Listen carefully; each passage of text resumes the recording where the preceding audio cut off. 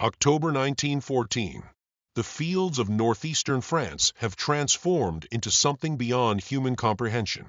What were once wheat fields and pastures now stretch as a wasteland of mud, wire, and death. The First Battle of Ypres has just begun, and along a 600-mile front, millions of men have dug into the earth like moles, creating a labyrinth of trenches that will define a new kind of warfare. One that no military doctrine had prepared for. In this hell, men die differently than in wars past. They don't die cleanly in cavalry charges or organized volleys. They die slowly, bleeding out in shell craters between the lines. They die calling for help that cannot come. They die in a place the soldiers have already named no man's land, a strip of churned earth, sometimes only 50 yards wide, sometimes stretching for hundreds of yards, where nothing survives for long. The stretcher-bearers of the French army face an impossible task. When the order comes to advance, when the whistles blow and men climb over the parapets, they know what awaits. They must cross this killing ground under machine gun fire. They must crawl through barbed wire while artillery shells tear the earth apart. They must locate wounded men scattered across the battlefield, often in darkness, often under gas attacks. And they must bring them back. The mathematics of it are brutal. For every wounded soldier rescued, an average of 2 stretcher-bearers are killed or wounded. The Red Cross has calculated that in some sectors, rescue operations result in more casualties than the original attack. Medical officers send reports back to headquarters describing the impossible situation. Wounded men are dying alone in no man's land, crying out for water, for morphine, for their mothers, and no one can reach them without creating more casualties. It is in this crisis that the French military medical service remembers something from an earlier age, something that had been used in previous centuries but abandoned in the age of modern warfare. Dogs. Not dogs as they had been used before as mascots or companions or guards, but dogs as medical professionals. Dogs specifically trained for one purpose, to find wounded men on the battlefield and deliver medical supplies directly to them. The concept wasn't entirely new. The Germans had experimented with ambulance dogs as early as 1895. The Belgian army had used dogs to pull small carts with wounded soldiers during their retreat. But the French Red Cross, in partnership with the Military Medical Corps, developed something far more sophisticated. A systematic training program that would produce what military historians would later call most effective medical dog force of World War I. Lieutenant Colonel Jean Bordier, chief of the French Army Veterinary Service, receives authorization in October 1914 to establish formal training schools for medical dogs. The first opens at the veterinary school in Alfort, just outside Paris. Within weeks, 2 more schools open in Lyon and Toulouse. The directive is clear: train dogs that can locate wounded soldiers, deliver medical supplies, and return to report the location of casualties. Do it fast. Men are dying, but finding the right dogs proves challenging. They need specific traits. The dog must be intelligent enough to learn complex commands, strong enough to cross difficult terrain repeatedly, courageous enough to work under artillery fire, gentle enough not to alarm wounded men, and possess an extraordinary sense of smell capable of detecting injured soldiers even when they're unconscious and silent. The French Red Cross issues a nationwide call. They need donations. Not money, but dogs. Specifically, they need medium to large breeds with proven working ability. The response exceeds all expectations. French families send their shepherds, their retrievers, their hunting dogs. Breeders donate entire litters. Within 3 months, the training schools have over 300 dogs in various stages of training. The breeds that prove most effective are German Shepherds, Belgian Shepherds, Bucerans, and Airedale Terriers. These dogs possess the combination of intelligence, stamina, and temperament necessary for the work. They're large enough to carry substantial loads, but agile enough to navigate obstacles. They have thick coats that provide some protection against the elements. And they have been bred for generations to work closely with humans. The training program is rigorous and unlike anything previously attempted with military dogs. It begins with basic obedience, but obedience under extreme conditions. The dogs must learn to obey commands regardless of noise, smoke, or chaos. Trainers fire rifles near them, set off explosions, create environments that simulate battlefield conditions. Dogs that panic are removed from the program. Those that remain calm move to the next phase. Navigation training comes next. The dogs must learn to move between 2 points, the front line trenches and forward positions, even when the direct route is blocked. They learn to avoid barbed wire, to cross trenches at specific points, to seek cover when artillery fire begins. Handlers create obstacle courses that replicate the Western Front. Mud pits, wire entanglements, wooden barriers representing trench walls. The dogs run these courses until the routes become automatic. But the most critical training is scent discrimination. The dogs must learn to locate wounded men specifically. Not dead bodies, not unwounded soldiers, only the wounded. This requires teaching the dogs to identify the specific scent combination of blood, sweat, and human distress.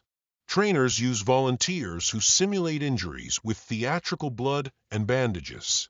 They place these volunteers in hidden positions across training fields. The dogs must find them. Early in the program, trainers make a crucial discovery. Dogs naturally avoid dead bodies. This instinct can be harnessed. They train the dogs to continue searching when they encounter the dead, but to stop and alert when they find someone still alive. The training saves countless hours and makes the dogs far more effective in the field. The medical harness itself becomes a carefully designed piece of equipment. Made of leather and canvas, it fits across the dog's back and sides like a saddle. 2 pouches, one on each flank, contain medical supplies.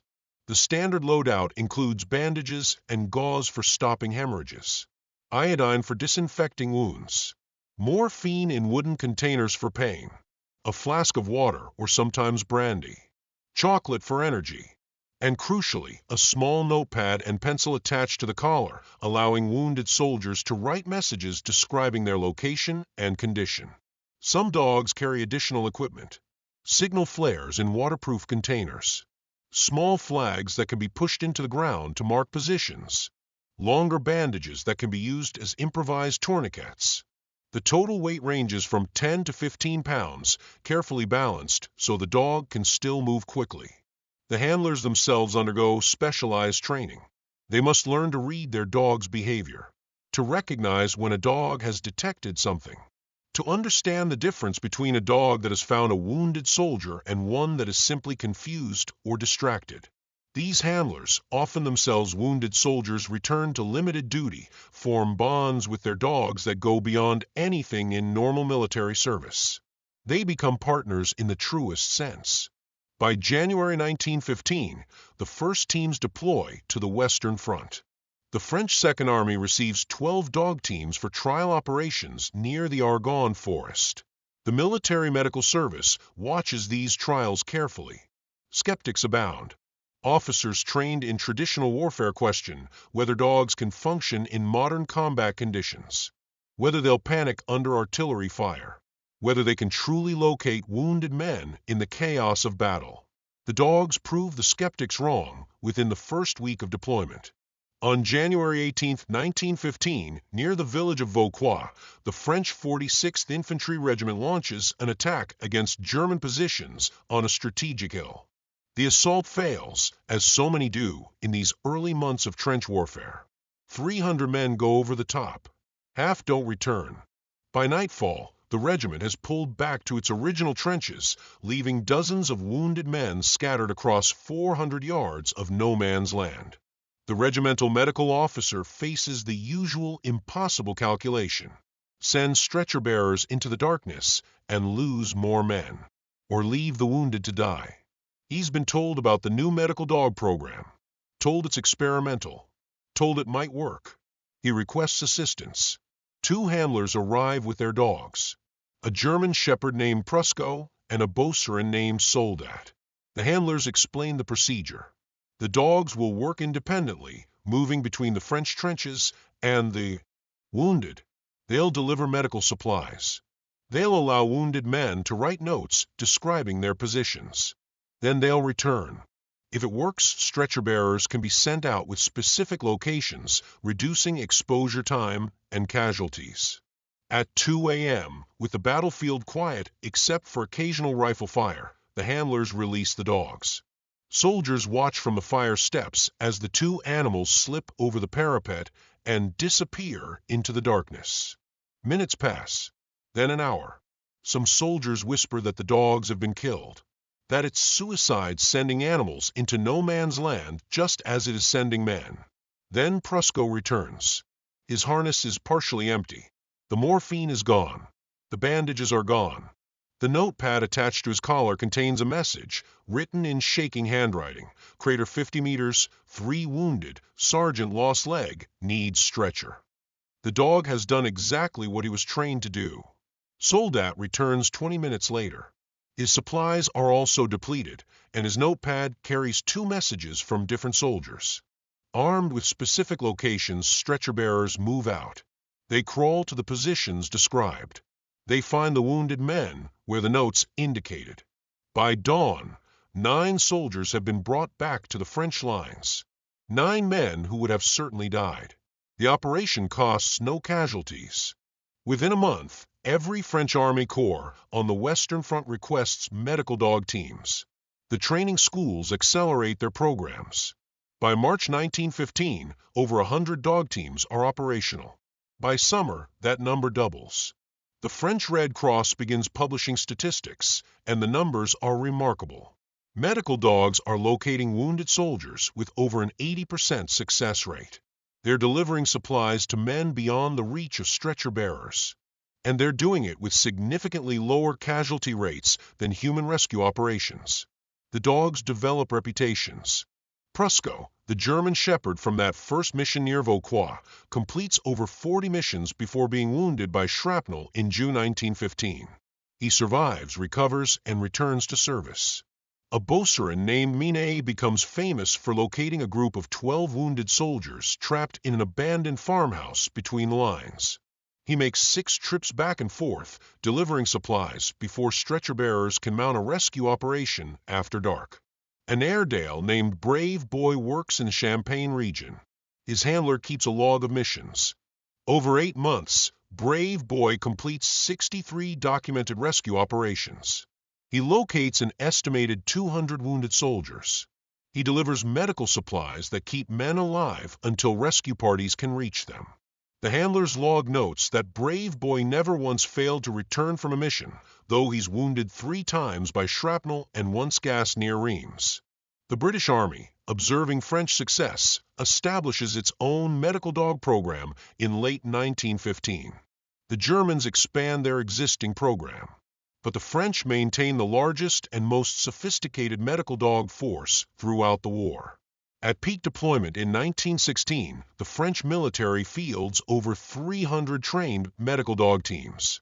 The Battle of Verdun tests the medical dogs like nothing before. Beginning in February 1916, the Germans launch a massive offensive aimed at bleeding France white.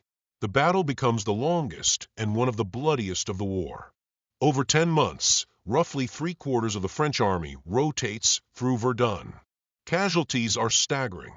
The medical services face conditions beyond anything previously experienced. No man's land at Verdun isn't just dangerous. It's apocalyptic. Artillery bombardments churn the ground into a lunar landscape. Shell holes overlap shell holes. Bodies, both recent and ancient, emerge from the earth with each explosion. Poison gas lingers in low areas.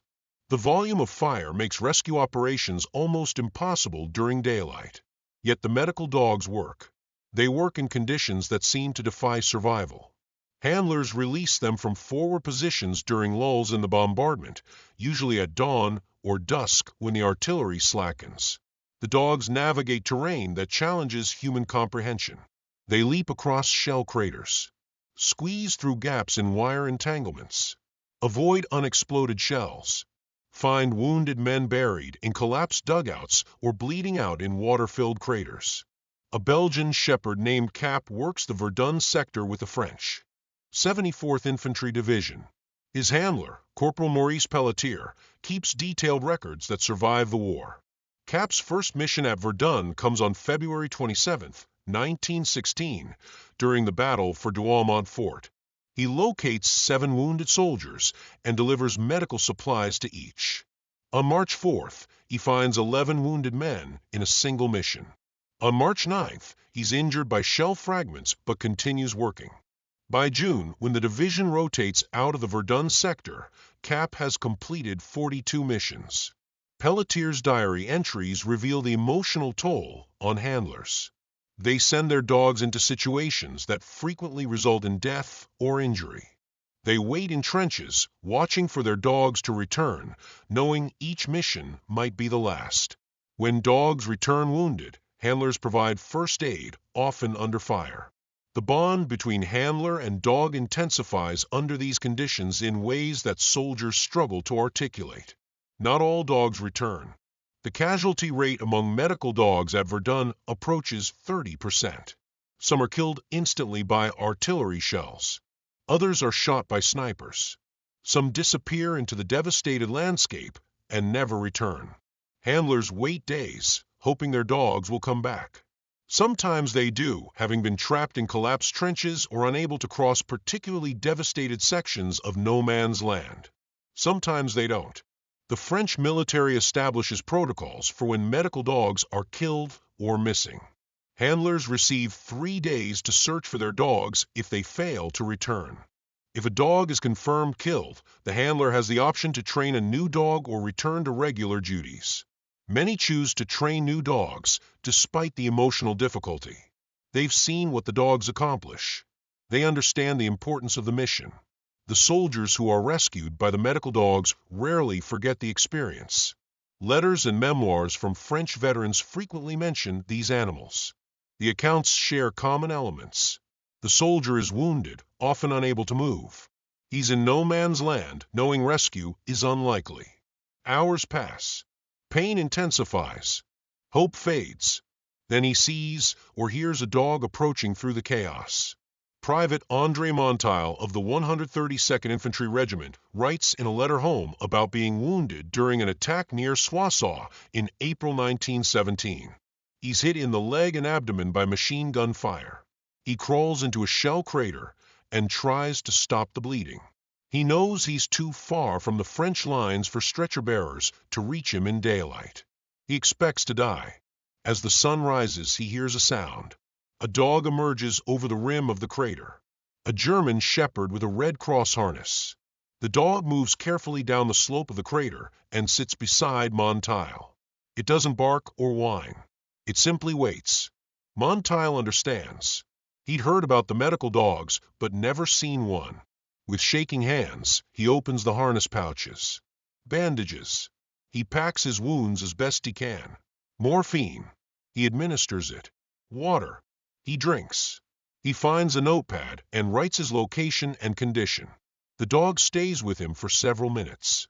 Monteil writes that the animal's presence, the simple fact of not being alone, meant as much as the medical supplies. Then the dog climbs out of the crater and disappears back toward the French lines. That night, stretcher bearers come directly to his position. They carry him back. He survives.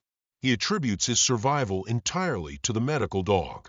These stories multiply throughout the French army. The medical dogs become symbols of hope. Soldiers know that if they're wounded, if they fall in no man's land, there's a chance a dog will find them. This knowledge affects morale in ways that military psychologists later find significant. It reduces the paralyzing fear that wounds soldiers as much as bullets, the fear of dying alone and forgotten in the mud. The Germans develop a particular hatred for the French medical dogs. Orders circulate in German units to shoot the dogs on sight. Snipers specifically target them. Some German positions offer small rewards for confirmed kills of Red Cross dogs. The Germans understand that these animals are military assets, that they're keeping French soldiers alive who would otherwise die, that they're effective. Yet even among enemies, respect develops. German soldiers sometimes allow medical dogs to pass through their positions unmolested. Several accounts describe German soldiers providing water to French medical dogs or even treating their wounds before sending them back toward French lines. War creates strange moments of humanity, and the medical dogs seem to inspire these moments more than human combatants. The French Military Medical Service tracks the effectiveness of the medical dog program through careful record keeping. By 1917, official reports indicate that medical dogs have been directly responsible for locating and providing aid to over 10,000 wounded soldiers. The dogs deliver medical supplies to men who cannot be reached by any other means. They provide information that allows stretcher bearers to plan safer, more efficient rescue operations. The economic calculation is equally striking. Training and maintaining a medical dog costs approximately 1/10 the cost of training and equipping a human medical orderly. The dog can operate in conditions that kill human rescuers. The dog doesn't require the same level of support infrastructure. From a purely utilitarian military perspective, the medical dog program represents extraordinary efficiency. But the men involved in the program rarely think in such cold terms. The handlers love their dogs. The rescued soldiers remember the dogs with profound gratitude. The medical officers recognize the dogs as colleagues. These animals aren't equipment or tools. They're comrades. The training schools continue to refine their methods throughout the war. They discover that younger dogs between 1 and 3 years old train faster and adapt better to battlefield conditions than older dogs. They find that dogs raised in rural areas, already familiar with outdoor work, perform better than city dogs. They learn that dogs with previous hunting experience possess superior scent discrimination abilities. The schools also develop specialized training for different types of terrain. Dogs assigned to the mountainous regions of the Alpine front receive training in steep slopes and snow conditions. Dogs in the Flanders region train in waterlogged terrain where shell craters fill with water and mud. Dogs in the Champagne sector learn to navigate the chalky, dusty conditions particular to that region. By 1918, the French medical dog program has become a sophisticated organization. The training schools produce approximately 30 new dog teams per month. A veterinary support system provides medical care for wounded dogs. A logistics network ensures proper equipment and supplies. The program has its own section within the Military Medical Service with dedicated officers and budget allocation. The medical dogs serve in other capacities beyond locating wounded soldiers. Some are trained as messenger dogs, carrying communications between forward positions and headquarters when telephone lines are cut. Others serve as sentry dogs, alerting guards to approaching patrols. A few are trained to detect poison gas, providing early warning to troops. But the core mission remains medical support, and this is where the dogs prove most valuable. The spring offensives of 1918 test the medical dog program one final time. When the Germans launch Operation Michael in March, breaking through British lines and threatening to split the Allied armies, French forces rush north to help contain the breakthrough. The medical dog teams deploy with them. The rapid, fluid nature of the fighting creates conditions different from the static trench warfare the dogs were primarily trained for. Yet they adapt. As the lines shift and units move across open country, the medical dogs prove just as effective. They locate wounded men scattered across former no man's land as trenches are abandoned and positions overrun. They work in contested villages, searching through rubble for injured soldiers. They operate during retreats, helping to ensure wounded men aren't left behind. A Belgian shepherd named Fleury becomes notable during these operations. She serves with the French 6th Army during the Second Battle of the Marne in July 1918. As French and American forces counterattack against the German advance, Fleury makes repeated trips across contested ground near the village of Château-Thierry. Her handler's log records 31 missions over 17 days. She locates over 90 wounded soldiers, both French and American. On July 23rd, she's seriously wounded by machine gun fire but continues her mission before collapsing in the French trenches. She survives and recovers, though she's retired from active service. American Forces arriving in France in 1917 and 1918 are impressed by the French medical dog program. The American Expeditionary Force requests French advisors to establish a similar program. The French provide handlers and training staff. By autumn 1918, the American Army has established its own medical dog training facility at the AEF Veterinary Hospital in Neufchâteau. They train over 50 dog teams before the armistice using methods developed by the French. As the war enters its final months, the medical dog teams work constantly. The Allied offensives of autumn 1918 produce heavy casualties. The fighting remains brutal even as the German army retreats. Medical dogs continue their missions across the devastated regions of northeastern France and Belgium, locating wounded men in forests, ruined villages, and former trench systems now weeks or months old. The final medical dog mission of World War I occurs on November 10, 1918, the day before the armistice. A German shepherd named Victor, working with the French Third Army near Sedan, locates 4 wounded soldiers from the previous day's fighting. He delivers medical supplies and helps guide stretcher bearers to their positions. All 4 men survive. It's a fitting end to the program's service. When the guns fall silent on November 11, 1918, the French military fields approximately 280 active medical dog teams. These teams have participated in every major French operation since early 1915. They've served in the Alps, in Flanders, at Verdun, on the Somme, in Champagne, along the Aisne, and at the Marne. They've worked in heat and cold, in mud and dust, in gas and fire. The official statistics compiled by the French Army Medical Service and published in 1919 provide some measure of their contribution. Medical dogs are credited with locating and providing aid to over 15,000 wounded soldiers during the war. They deliver critical medical supplies to men who would have died without intervention. They provide information that allows safer, more effective rescue operations. The casualty rate among medical dogs approaches 40%, comparable to infantry soldiers in the most dangerous sectors. But numbers tell only part of the story. The real measure lies in the letters, diaries, and memoirs of the men who were rescued, in the testimony of handlers who served with the dogs, in the reports of medical officers who witnessed what these animals accomplished. The medical dogs saved thousands of lives. They reduced suffering. They provided hope in the most hopeless circumstances. They did work that human beings could not do. As the armies demobilize, questions arise about what to do with the surviving medical dogs. Some handlers adopt their dogs, taking them home to civilian life. Others return the dogs to their original owners, the families who donated them in 1914 and 1915. Some dogs are simply released to handlers or soldiers who want them.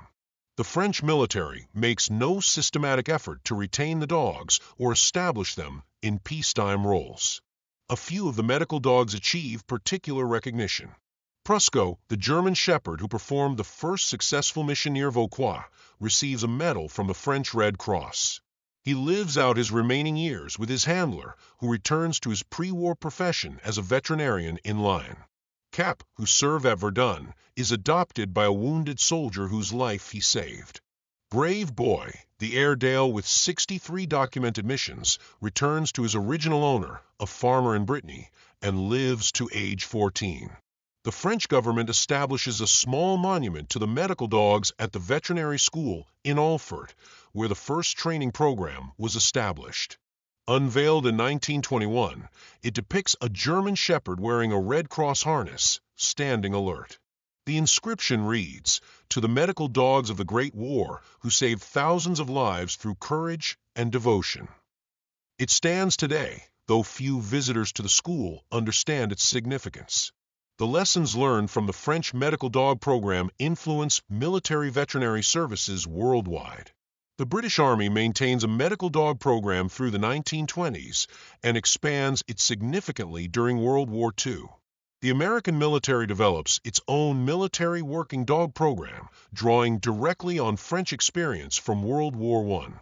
The Soviets, Germans, and Japanese all established medical dog programs between the wars, each based partly on the French model. Yet the specific role these dogs played, the direct medical support mission of carrying supplies to wounded soldiers in no man's land, largely disappears.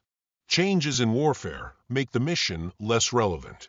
World War II features more mobile operations, faster medical evacuation, and better communications. The static conditions of trench warfare, which made the medical dogs so valuable, don't recur to the same degree. Modern military working dogs serve as sentries, scouts, and explosive detectors, but rarely as independent medical support units. The historical record of the French medical dog program remains fragmentary. Many records were destroyed during World War II when German forces occupied northern France. The training school's documentation was scattered or lost. Handler diaries and logs survive only in scattered archives. The Military Medical Service's official history of World War I dedicates just a few pages to the medical dogs, focusing instead on human personnel and technological developments. Historians who study World War I frequently overlook the medical dogs entirely. They appear as footnotes, if at all. Comprehensive histories of the war's medical services mention them briefly or not at all. Popular understanding of World War I focuses on the trenches, the battles, the generals, the poets, the generals, and the politicians. The animals who served, who died, who saved lives remain largely forgotten. Yet the evidence exists for those who look. Photographs show the dogs lined up for inspection, wearing their distinctive harnesses. War correspondence reports describe their missions. Soldiers' letters mention them. Medical reports document their effectiveness. The story is there, preserved in archives across France, Britain, and the United States. It simply hasn't been widely told. The French Red Cross dogs represent something significant in the history of human-animal relationships. These weren't animals serving as beasts of burden or as food or as simple companions. These were animals trained to perform a sophisticated mission requiring intelligence, courage, and an almost uncanny ability to understand what was needed. They made decisions in the field. They adapted to changing conditions. They formed working partnerships with their handlers based on mutual trust and respect.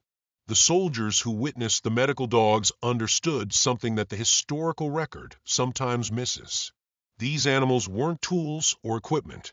They were individuals with personalities, preferences, fears, and courage. Handlers described their dogs as brave or cautious, stubborn or eager, playful or serious. The dogs had names, not numbers. They were mourned when killed. They were celebrated when they succeeded. Private Jacques Durand, serving with the 218th Infantry Regiment, writes in a diary entry from August 1916, "Today I saw one of the Red Cross dogs working. We were pinned down by machine gun fire and several men were hit. We couldn't reach them. Then this dog, I don't know its name, came over the top and ran straight across to where the wounded men were. It moved so fast, so low to the ground. The Germans fired at it, but missed. It reached our men and stayed with them. I could see them taking supplies from its harness. Then it came back. Just like that, racing back across the open ground with bullets kicking up dirt all around it. It made it. I've never seen anything like it. That dog saved those men's lives, no question. I wonder if it understands what it's doing. I think it must." This question, whether the dogs understood their mission, appears repeatedly in accounts from the war. Handlers universally believe their dogs understood. They point to the dog's behavior, the focus and determination they displayed. The dogs weren't simply following commands. They were engaged in the work. They seemed to understand that soldiers needed help and that they could provide it. Modern animal behavioral science suggests the handlers were probably correct. Dogs possess sophisticated cognitive abilities. They can learn complex tasks. They can understand context and adapt their behavior accordingly. They respond to human distress and attempt to provide comfort. The medical dogs of World War I were utilizing innate canine abilities, enhanced through training, to perform a mission that aligned with natural dog behavior, helping pack members in distress. But whether the dogs understood in human terms misses the larger point. They did the work. They saved lives. They endured terrible conditions. They showed courage that inspired the men who witnessed it. Understanding their motivation matters less than acknowledging their contribution. The handlers of the medical dogs rarely speak about their experiences after the war. Like many veterans, they find civilian life difficult to discuss their wartime service. The bonds they formed with their dogs, the missions they conducted, the losses they suffered, all of this remains largely private. A few write memoirs or give interviews, but most return to civilian life and keep silent. Maurice Pelletier, handler of Cap the Belgian Shepherd, is an exception. In 1932, he writes a short book titled My Dog at Verdun, published in French by a small press in Lille. The book describes his experiences training and working with Cap throughout 1915 and 1916. It's written simply, without literary pretension, but with deep affection for the dog and profound respect for what the animal endured. Pelletier describes Cap's personality. The dog was cautious by nature, always checking conditions before moving forward. He disliked artillery fire but never panicked. He had a particular hatred of barbed wire and would go to great lengths to avoid it. He loved his handler completely and would become anxious when separated for more than a few hours. He was gentle with wounded soldiers, seeming to understand their pain. The book describes Cap's death. It occurred not during a mission, but in the kennel area behind the lines. A random artillery shell, fired by Germans targeting the rear areas, landed near the dog enclosures. Cap and 3 other medical dogs were killed instantly. Pelletier was away at the time, meeting with medical officers. He returns to find Cap dead. He writes, I had prepared myself for Cap to die on mission. I had imagined it many times. But to lose him to a random shell when he was safe, when he had already done so much, it seemed unbearably unjust. He deserved better. He deserved to survive the war and live out his years in peace. But the war gives no one what they deserve. Pelletier trains another dog after Cap's death, but his heart isn't in it. He requests transfer to regular medical duties. He serves out the war as a stretcher bearer and medical orderly. He survives. After the war, he returns to his profession as a school teacher. He adopts a German Shepherd, which he names Cap. The dog lives with him until Pelletier's death in 1951. Stories like Pelletier's exist scattered through archives and private collections. They reveal the human dimension of the medical dog program. The handlers weren't simply soldiers following orders. They were men who formed deep bonds with animals, who sent those animals into danger repeatedly, who celebrated their successes and mourned their losses. The emotional toll was significant, perhaps as significant as any combat duty. The French Red Cross maintains records of its wartime operations, including the medical dog program. These records, housed in the Red Cross archives in Paris, provide statistical documentation of the program's scope and effectiveness.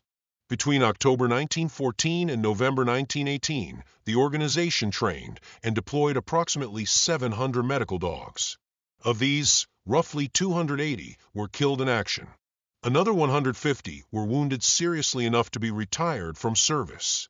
The remainder survived the war and were demobilized along with their handlers. The cost in canine lives was substantial. Nearly 40% of medical dogs became casualties, a rate comparable to infantry soldiers serving in the most dangerous sectors of the Western Front. This casualty rate reflects the nature of their mission. The dogs operated in no man's land, the most lethal environment of the war. They crossed ground swept by machine gun fire. They worked in areas targeted by artillery. They navigated terrain filled with unexploded ordnance.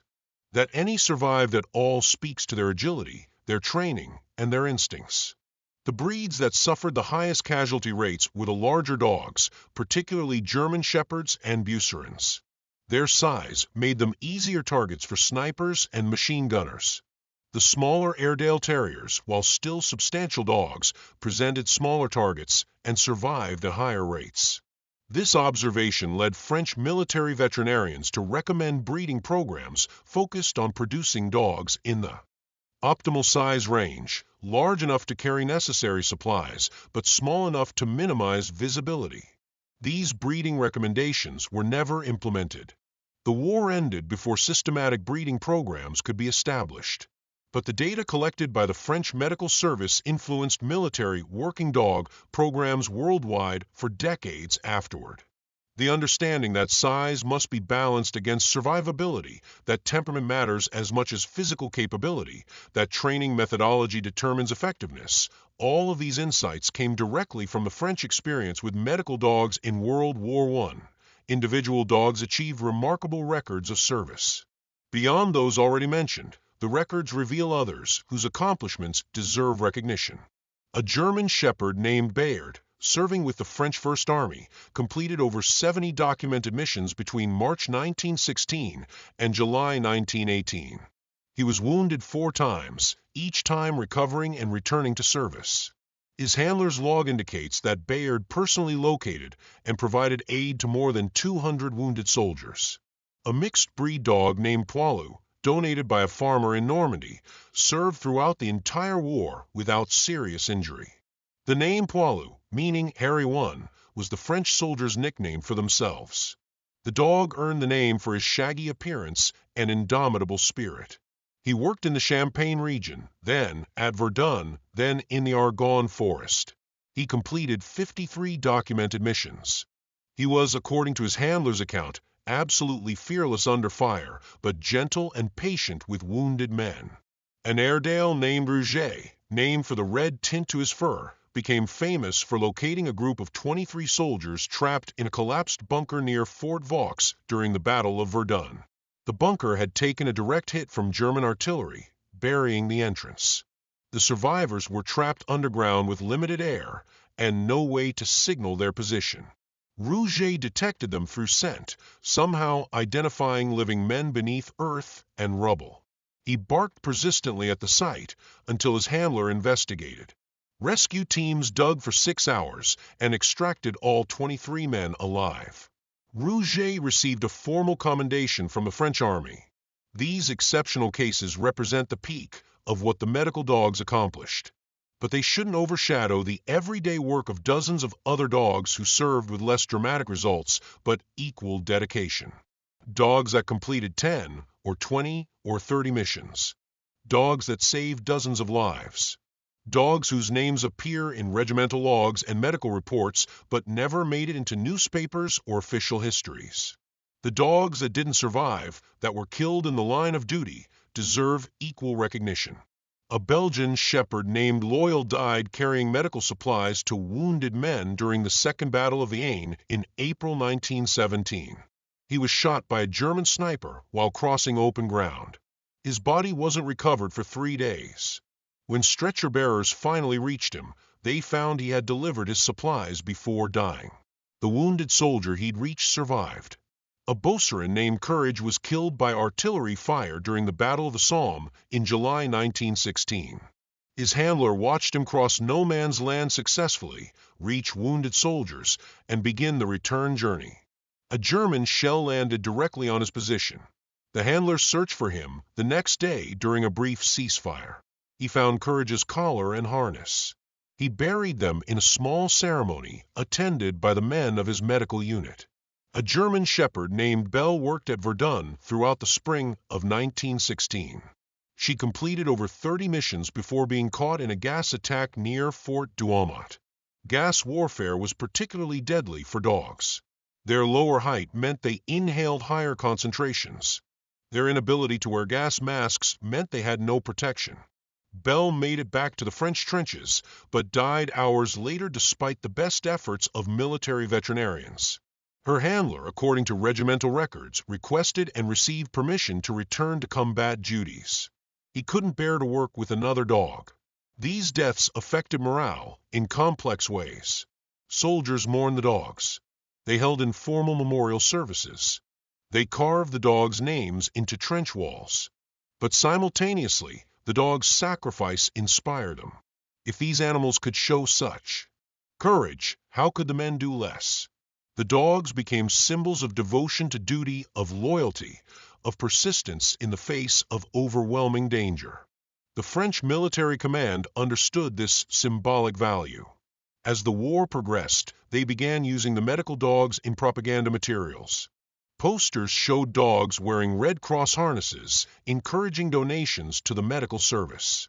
Newspaper articles described their missions, often in romanticized terms that exaggerated their capabilities but captured their essential contribution. Postcards depicted medical dogs, and soldiers sent these home to families.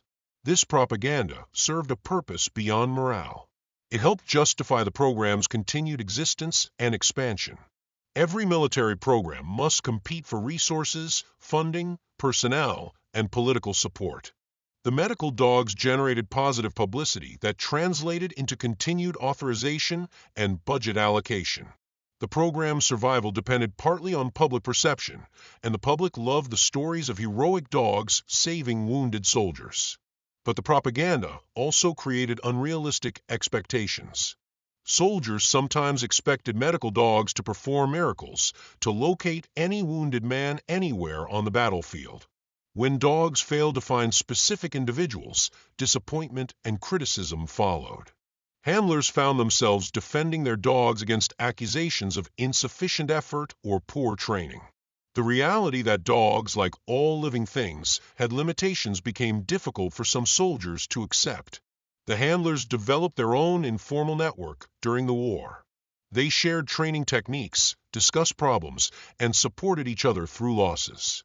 This network operated outside official military channels, a grassroots organization of men dedicated to improving their dogs' effectiveness and survival rates. They traded equipment modifications, shared information about particularly dangerous sectors, and warned each other about units or officers who misused or endangered the medical dogs. Some officers understood the dog's capabilities and limitations. They used the medical dog teams appropriately, sending them out under conditions that maximized chances of success while minimizing unnecessary risk. They integrated the dogs into comprehensive medical evacuation plans. They respected the handlers' expertise and listened to their recommendations. Other officers treated the medical dogs as expendable resources. They ordered missions in daylight under heavy fire. They sent dogs into sectors where the terrain or tactical situation made success nearly impossible. They ignored handlers' objections. These officers saw the dogs as tools to be used and replaced, not as valuable assets requiring careful employment. The handlers learned quickly which officers understood their work and which didn't. They developed techniques for managing unreasonable orders.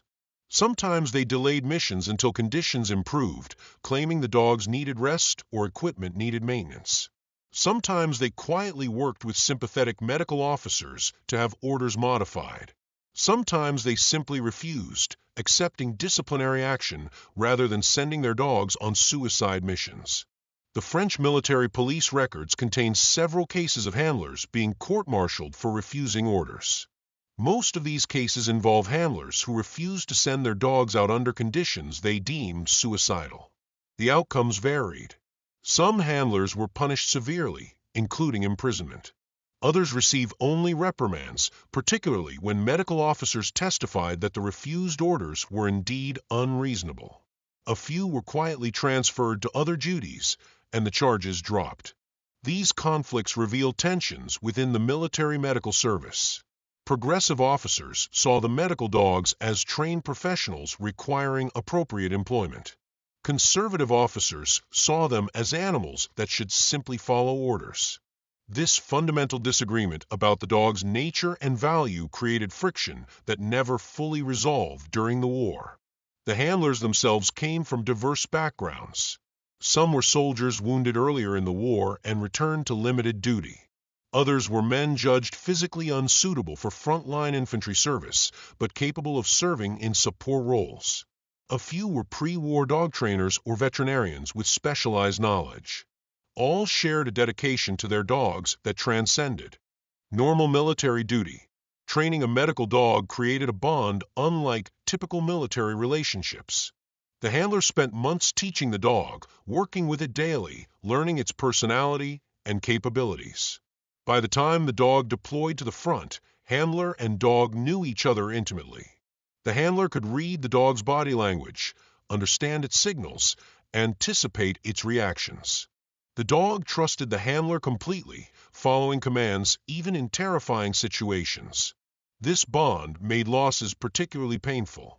When a handler lost a dog in combat, the grief was genuine and profound. Military culture in World War I didn't always accommodate such emotions. Soldiers were expected to endure losses stoically, to continue functioning regardless of personal feelings. But handlers found it difficult to maintain that stoicism when their dogs died. Some sought transfers rather than train new dogs. Others persisted, driven by belief in the mission's importance, but carried the emotional weight of multiple losses. The medical dogs themselves showed remarkable adaptability. They learned to recognize the sounds of different types of artillery shells and to seek shelter when necessary. They learned which areas of trenches were safest. They developed an apparent understanding of when missions were possible and when they were too dangerous. Handlers reported that their dogs sometimes refused to go over the top, balking at the parapet and resisting commands. In almost every recorded instance, the handler later agreed the dog had been correct to refuse. The conditions had been too dangerous. This apparent judgment, this ability to assess risk and refuse missions that were essentially suicidal, suggests sophisticated cognitive processing. The dogs weren't simply following programmed responses. They were evaluating situations and making decisions. Whether this constituted true understanding or simply advanced pattern recognition remains debatable. But from a practical standpoint, it didn't matter. The dog's judgment proved reliable. Handlers learned to trust it. The Germans' attempts to counter the French medical dogs evolved throughout the war. Initial efforts focused simply on shooting them, treating them as any other enemy target. When this proved insufficiently effective, German commanders tried other approaches. They issued orders for machine gunners to specifically target areas where medical dogs typically operated. They positioned snipers to watch for the dogs during dawn and dusk periods when missions most often occurred. They even experimented with using their own dogs to hunt the French medical dogs, though this program never achieved significant scale. Some German units attempted to capture French medical dogs alive. Orders discovered after the war indicate that German intelligence services wanted to study the dogs' training methods. Several attempts succeeded. French dogs were captured when they ventured too close to German trenches or became disoriented in complex trench systems. What happened to these captured dogs remains unclear. German military records don't document their fate. The most effective German countertactic proved to be increasing artillery fire in no man's land during the periods when medical dogs typically operated.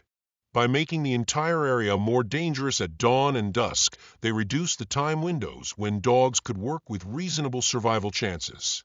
This tactic killed dogs, but also killed German wounded who might have been rescued by their own medical services.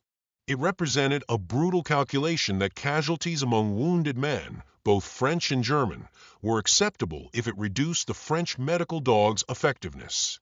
Despite these German efforts, the medical dogs continued to function throughout the war. They adapted to increased danger by changing routes, varying timing, and developing new techniques. The program never became ineffective, though casualty rates increased in 1917 and 1918 as German countertactics improved. The end of the war brought abrupt termination of the medical dog program. Within weeks of the armistice, the training schools closed. Handlers demobilized. The surviving dogs were distributed to handlers, original owners, or soldiers who wanted them.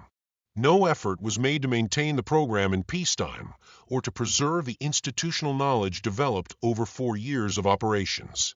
This rapid dismantlement was typical of World War I military programs. Governments wanted to return to peacetime economies as quickly as possible. Military budgets collapsed. Programs without obvious peacetime applications disappeared. The medical dog, so valuable in trench warfare, seemed to have no role in a peacetime army. So the program simply ended. A few voices argued for maintaining the program. Military veterinarians pointed out that the training methods and operational experience represented valuable knowledge that would be difficult to recreate. Medical officers noted that future conflicts might require similar capabilities. Some handlers petitioned for a small training facility to be maintained. All these arguments failed. The French military in 1919 wanted to forget the war, not preserve its methods. The institutional knowledge dispersed. Handlers returned to civilian life and took their experience with them. Training manuals were filed in archives and forgotten. Dogs that had served with distinction became farm dogs, family pets, or working animals with no recognition of their wartime service. Within a few years, the French military medical dog program existed only in scattered records and fading memories. The British maintained their program somewhat longer. The British military, with its global colonial commitments, saw potential peacetime applications for military working dogs. They maintained a small training facility through the 1920s and early 1930s. But even the British program eventually withered.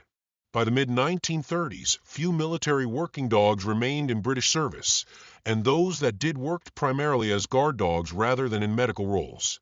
When World War II began in 1939, military planners had to essentially reinvent military working dog programs.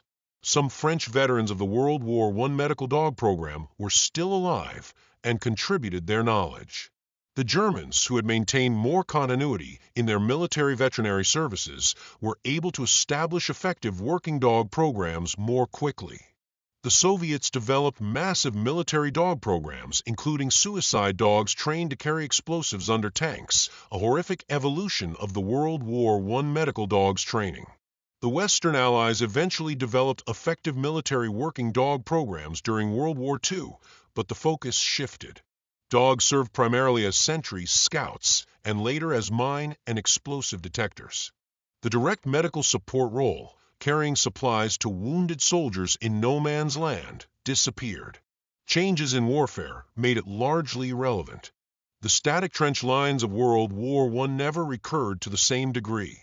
Medical evacuation became more mechanized. Radio communications allowed better coordination. The specific niche the World War I medical dogs filled no longer existed. Modern military working dogs trace their lineage to World War I programs, including the French medical dogs. The training methods, the understanding of canine capabilities, the recognition that dogs could perform sophisticated military tasks, all these insights came from that war. Today's explosive detection dogs, patrol dogs, and search and rescue dogs benefit from knowledge gained by handlers and trainers working with medical dogs in the trenches of France and Belgium over a century ago. The French military finally formally recognized the medical dogs of World War I in 2004, nearly 90 years after the program ended. A new monument was dedicated at the French Army Health Service School in Lyon. Unlike the small 1921 monument at Alfort, this larger memorial depicts a medical dog carrying supplies with a wounded soldier reaching toward it. The inscription lists the number of dogs that served and died and acknowledges their contribution to saving French soldiers' lives. The dedication ceremony included veterans' descendants, military veterinarians, and dog handlers from modern French military working dog programs. Several speakers emphasized the continuity between the World War I medical dogs and contemporary military working dogs. They noted that the courage and dedication shown by those early dogs set a standard that modern military working dogs continue to uphold. But the ceremony also acknowledged a sobering truth. The medical dogs of World War I served in a war that killed millions, a war whose carnage shocked the world. The dogs saved thousands of lives. But they couldn't prevent the war. They couldn't stop the slaughter. They could only mitigate it slightly, saving men who might otherwise have died alone in the mud. It was important work. It was valuable work. But it was work that should never have been necessary. The story of the French Red Cross medical dogs raises questions that extend beyond military history. What do we owe animals that serve in human conflicts? How should we remember them? What ethical considerations govern using animals in warfare? These questions have no easy answers, but they deserve consideration. The handlers of World War I medical dogs believed their animals served voluntarily, that the dogs understood and accepted the mission. Modern animal rights advocates might dispute this, arguing that dogs can't truly consent to military service, that using them in warfare constitutes exploitation. Both perspectives contain truth.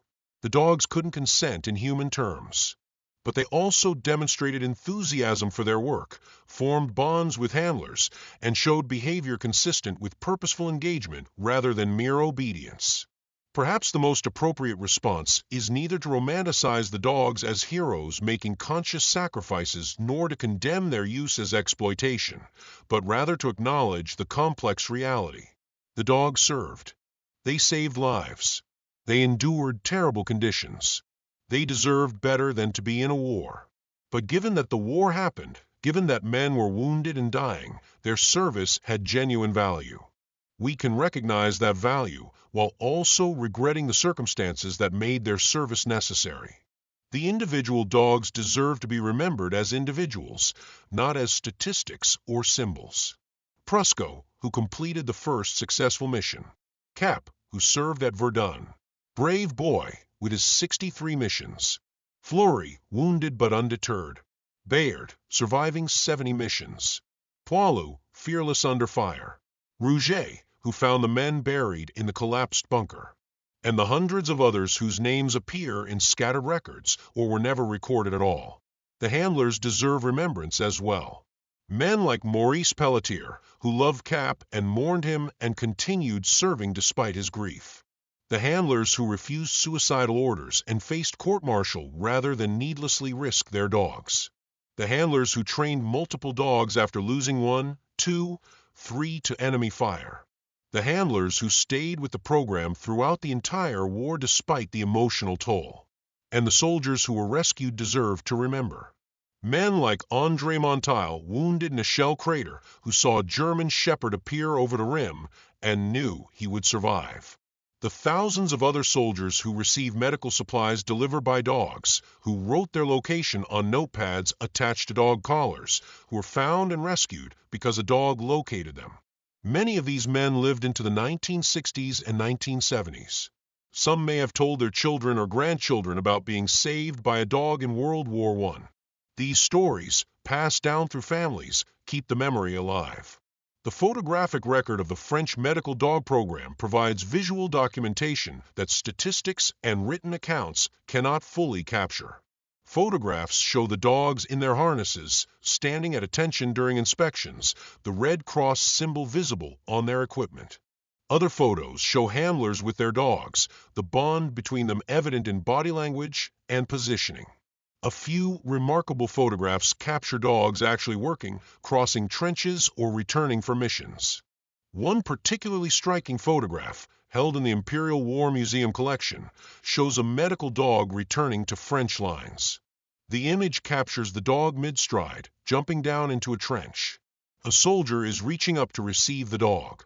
The photograph freezes a moment of successful mission completion, the dog having crossed no man's land and survived, bringing back information about wounded men. The soldier's face shows relief and welcome. It's a powerful image that conveys the relationship between soldiers and medical dogs better than pages of description. Another photograph from the French Army Historical Archives shows a line of medical dogs with their handlers, taken in early 1916. 8 dogs stand in perfect formation, each wearing its harness. 8 handlers stand beside them. All the dogs are German shepherds. The handlers vary in age from young men to middle-aged. The photograph's caption identifies the unit as Medical Dog Section 14, attached to the 4th Army. Research into this specific unit's history reveals that 6 of the 8 dogs in the photograph were killed in action by the end of 1916. 4 of the 8 handlers were wounded. 2 were killed. The photographs document other aspects of the program as well. Images show the training facilities with obstacle courses replicating trench systems. Photos capture training sessions with dogs learning to navigate wire entanglements or cross barriers. One series of photographs documents the process of fitting a dog with its medical harness, showing how the equipment attached and what it contained. These training photographs provide insights into the sophisticated preparation the dogs received. The medical equipment itself evolved throughout the war. Early harnesses carried basic supplies: bandages, antiseptic, water, and morphine. As the program matured, the loadouts became more specialized. Different types of missions required different supplies. Dogs sent to locate specific wounded men whose approximate positions were known might carry specialized equipment requested by medical officers. Dogs sent on general search missions carried standardized loadouts designed to treat the most common battlefield injuries. The morphine delivery system deserves particular attention. Morphine was critical for treating wounded men in severe pain, but required careful handling. The French medical service developed small wooden containers that protected morphine ampoules from breakage during the dog's journey. These containers fit securely in the harness pouches. Instructions printed on waterproof cards explained to wounded soldiers how to self-administer the morphine. The system worked remarkably well, allowing men with no medical training to safely use morphine for pain relief. Some wounded soldiers couldn't read the instructions or were too badly injured to self-administer medication. The dogs carried whiskey or brandy as an alternative pain management option, which required no special administration technique. Medical officers debated whether alcohol was appropriate battlefield medicine, but handlers insisted it provided comfort to men in extreme distress. The practice continued throughout the war. The notepad system, allowing wounded men to write messages describing their location and condition, proved invaluable for coordinating rescue operations. Stretcher bearers could move directly to specific locations rather than searching randomly. This efficiency saved time and lives. It also reduced the stretcher bearer's exposure to enemy fire. A team sent to a known location could plan the safest route, minimize time in the open, and focus on extraction rather than search. Some soldiers wrote more than just tactical information on the notepads. Letters and memoirs describe men writing messages to loved ones, thinking they might not survive until rescue arrived. These messages reached families through the military postal system. Handlers sometimes delivered them personally when possible. The notepads carried by the medical dogs thus served purposes beyond their original tactical intention, providing wounded men a means to communicate what might be final words. The psychological impact of the medical dogs extended beyond the soldiers they directly assisted. The entire French army knew about the program. Soldiers in quiet sectors heard stories from men rotating in from active sectors. The medical dogs became part of the war's mythology, one of the few genuinely positive stories in a war defined by horror and futility. Men took comfort knowing that if wounded, a dog might find them. This knowledge didn't make the war less terrible, but made it slightly more bearable. The letters French soldiers wrote home frequently mention the medical dogs. A corporal writes to his wife, "There are dogs that go out to find wounded men and bring them medicine. I saw one today. It looked like a large shepherd dog. It was very calm and serious, like it understood what was doing. The men all patted it and gave it food.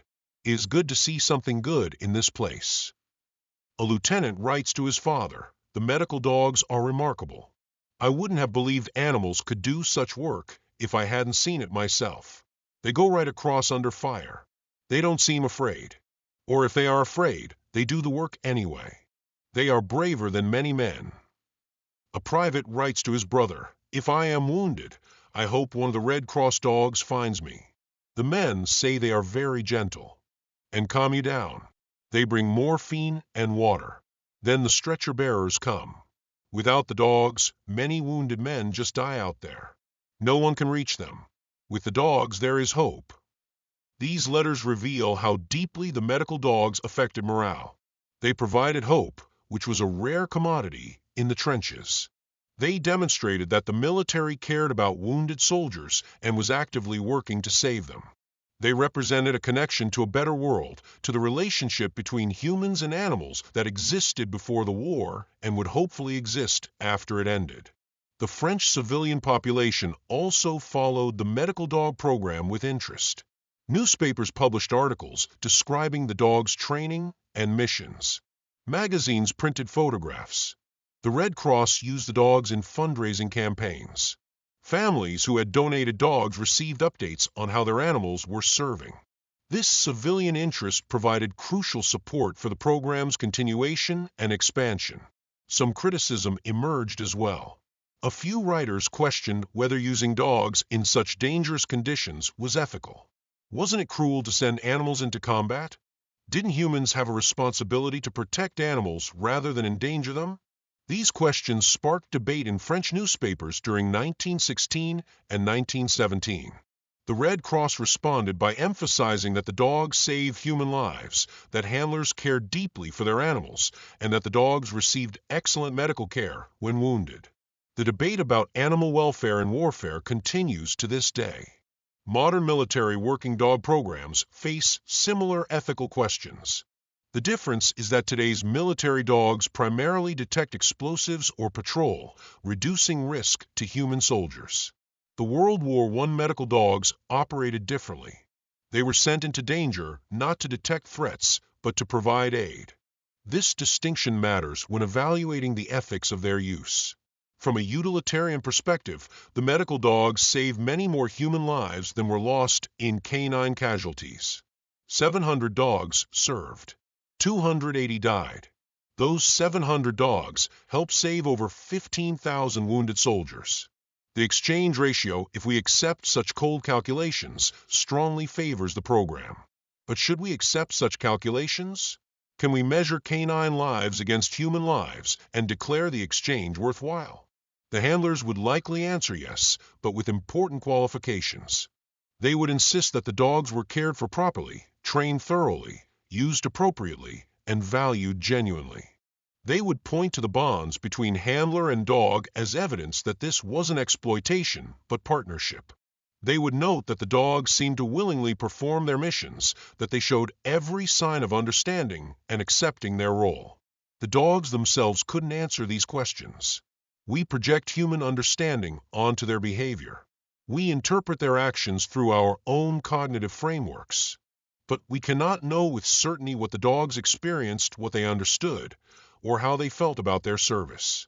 We can only observe their behavior and draw reasonable inferences.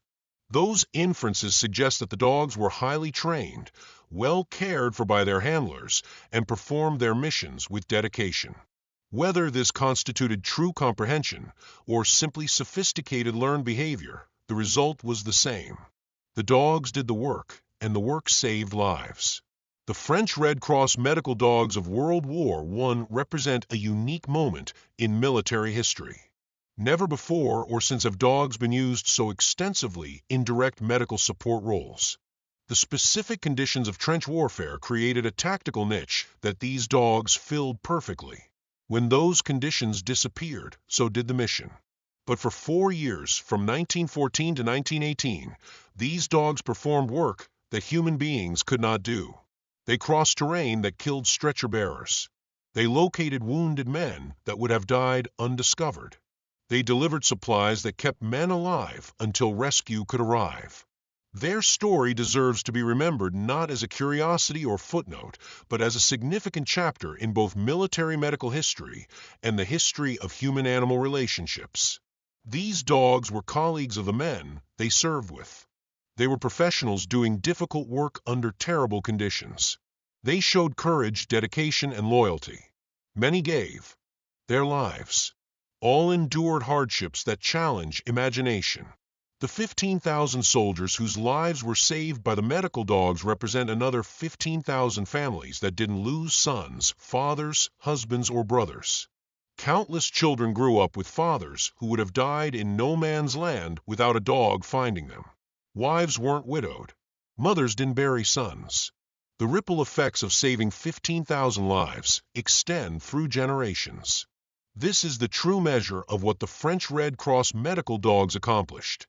Not the statistics or the official commendations or the historical records, but the lives they saved and the families they kept whole. Every wound they treated, every soldier they located, every supply delivery they completed, these actions had consequences that echoed far beyond the battlefield. The men who were saved rarely forgot the experience. Their children heard the stories. Their grandchildren and great-grandchildren may still know that an ancestor survived World War I because a dog found him in a shell crater or delivered morphine that kept him alive until stretcher bearers arrived. These family histories keep the memory alive even when official history forgets. The handlers who served with the medical dogs carried their experiences throughout their lives. Some, like Maurice Pelletier, wrote about them. Others kept silent but never forgot.